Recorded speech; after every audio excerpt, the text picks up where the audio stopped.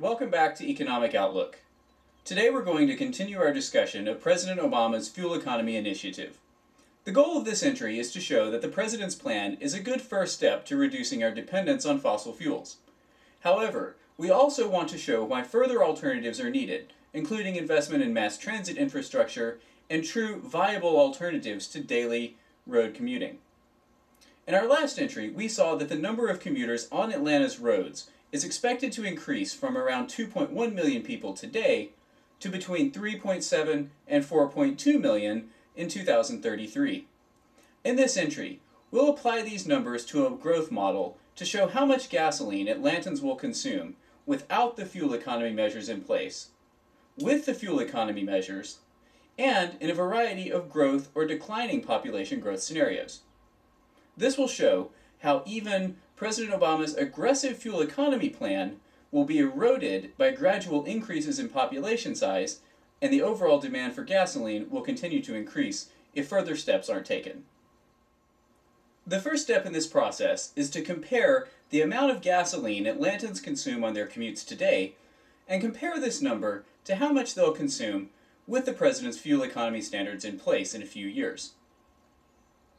The Bureau of Transportation Statistics keeps detailed records of how much gasoline America consumes and how many miles we travel. From these statistics, we can extrapolate the average fuel economy for all the cars in America today. The weighted average for cars, trucks, and SUVs is about 20.4 miles per gallon. If we assume that Atlanta has a mix of vehicles similar to the rest of the country, we can estimate the quantity of gasoline Atlantans consume each day. More importantly, these figures can be applied to the population estimates we just discussed to yield a model of gasoline consumption through 2033. By using this model, we can show that increases in population will erode the gains made in gasoline consumption with more stringent fuel economy. The image you see here shows the model of gasoline consumption I constructed for the city of Atlanta. The model shown predicts Atlanta's weekday gasoline consumption. The baseline column on the left shows how much gasoline Atlanta would consume in the absence of President Obama's new standards. It assumes a steady population growth rate and slight increases in fuel economy. Historical data from the Bureau of Transportation Statistics after 1994 shows that automobile efficiency increases by about 0.4% per year as consumers replace older vehicles and newer technologies reach the market. The baseline projection of gasoline consumption accounts for this organic growth in fuel economy. The other four columns all project daily consumption given the population scenarios we described earlier. They also include the federally mandated standards required by 2016. Estimating consumption after 2015 is a more nuanced task than simply handling the baseline projection. First, the model has to make assumptions about the number of commuters and the efficiency of their cars. Although the new regulations are required by 2016, it will take longer for people to buy new cars with better economy. This is the phase-in rate, which in this example I assume to be about 10% per year. This means that 10% of all commuters will purchase a car with improved efficiency in a given year. Over 10 years, the entire fleet will become completely fuel efficient under the new standards. This is a highly optimistic scenario, and we'll discuss alternatives later. The second major assumption in the model is the realized fuel economy after the new standards are in place. The reported fuel economy for a particular vehicle rarely reflects what a consumer can expect to achieve in actual driving conditions. Historically, cars have experienced about 80% of the mandated fuel economy. This means that new cars may average around 30.2 miles per gallon after the new regulations are in place. Again, these assumptions can be modified and will be explored in a later example. This is seen in real life when consumers drive cars off the lot and they have expected miles per gallon tags on the labels. Generally, consumers don't actually see this type of miles per gallon in their actual driving use. The final set of assumptions concern population growth. The functional model lets the user change the growth rate, acceleration, decline, and plateau point. I've kept my conservative growth estimates for this first example. Now that we've seen how the model works, let's look at the actual results in graphical form. The results of this model show conservative rates of growth and high adoption rates. The results are impressive. Daily consumption starts out at around 4 million gallons per day and increases up to 2016. However, as new fuel-efficient cars hit the market, consumption begins to decline despite the increasing number of commuters.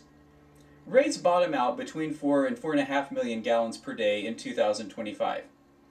Gross consumption in 2025 is at the same level as 2009, despite the presence of 1.25 million more commuters on the road. The area between the base case, which you see on the top, and the projected rates of consumption represent the daily savings of gasoline. In 2016, better fuel economy standards save 198,000 gallons of gasoline in Atlanta per day. When these figures are annualized over the first 18 years of the new standards, drivers will consume over 6 billion fewer gallons of gasoline. Scenarios with declining or plateaued growth rates offer even more favorable savings. These are impressive results that can't be ignored.